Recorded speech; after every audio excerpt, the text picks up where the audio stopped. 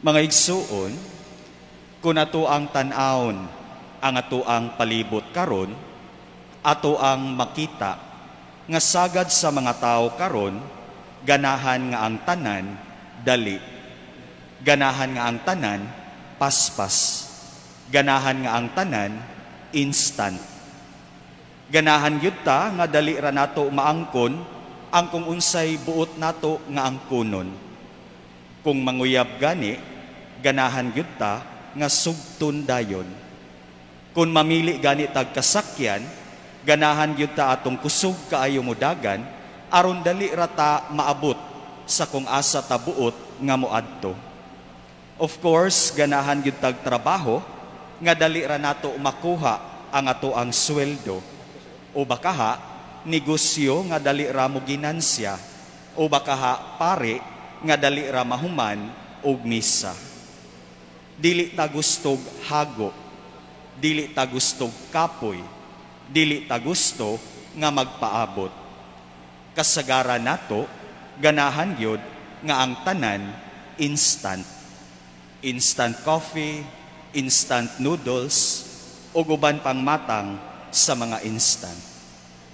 Apan mga igsuon, niining Domingguha, gitudluan kita sa Ebanghelyo sa importansya sa pagpaabot, o bakaha sa importansya sa proseso. Nga ang tanan di ay magsugod gayod sa gagmay o kinahanglan nga mag-agi o proseso. Sa atong Ebanghelyo karon, si Jesus migamit og duha ka mga sambingay aron pagtandi sa gingharian sa Dios. Una, mao ang sambingay sa liso nga nagtubo, ug ang ikaduha, ang sambingay sa liso sa mustasa. Pinaagi nining duha ka mga mubo nga sambingay atong masabtan nga ang katukuran sa gingharian sa Dios magsugod gayod sa ginagmay nga mga butang. Nga ang katumanan sa gingharian sa Dios mahitabo di ay sa hinay-hinay nga paagi. Subo pamalandungon nga usahay nganha sa ato ang kinabuhi, ang tao wala nay igong pasensya sa pagpaabot. Mauna nga bisag dili paunta ang insaktong panahon, mauna nga bisan paunta dili pa maong angayan nga buhaton, mauna nga bisan dili paunta maoy pagbuot sa Ginoo, ipamugos gyud nato pagpatuman ang mga butang. Magtuman gyud ta sa ato ang gusto. Ang mahitabo, magmahay ta tungod kay nahinayak naman kita. Kung ato ang pamalandungan pag-ayo, naagayoy wisdom ang Ginoo, ngano nga kinahanglan kitang maghinay-hinay. Ngano nga kinahanglan kita nga magpaabot. Ngano nga kinahanglan gayod nga ang tanan moagi sa proseso ug dili kinahanglan nga sa kanunay magdali-dali kita sa kinabuhi. Mismo si Jesus, mga igsuon, naabot dinhi sa kalibutan sama ra sa matag usa kanato. Nag-agi usab siya og proseso. Nagsugod siya pagkabata. Wala siya moabot nganhi kanato nga hamtong ng daan.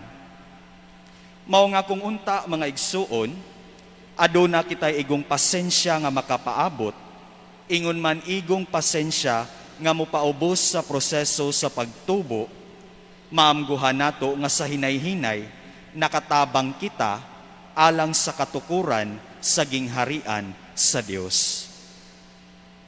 Ang atong mga gagmayng mga maayong buhat sama sa pagtuman sa sugo sa ato ang ginikanan, pag-uli sa sobra nga sukli sa tindahan, o bakaha pag-amping sa mga butang nga dili atoa, pagtahod sa mga katigulangan, o bakaha pagtarong og eskwela, kini sila mao'y mga gagmayng liso nga ato ang gisugdan pagtanom nganha sa ato ang kasing-kasing og kalag, ug ang mga bunga niini mao'y atong anihon didto sa sunod kinabuhi. Sa ato pa, ang tanan mag-agi gayod og proseso. Ang tanan mahitabo gayod sa hinay-hinay nga paagi. Walay tao nga mahimong santos sa usa ka pagpamilok lamang. Walay tao nga mausab human sa usa ka gabii lamang. Sama sa gamay nga liso sa mustasa nga atong gitanom, ang ato ang pagtuman sa kabubuton sa Dios, hinay-hinay nga mudako diha sa atong kasing-kasing ug mamunga og mga maayong buhat nganha sa atong kinabuhi.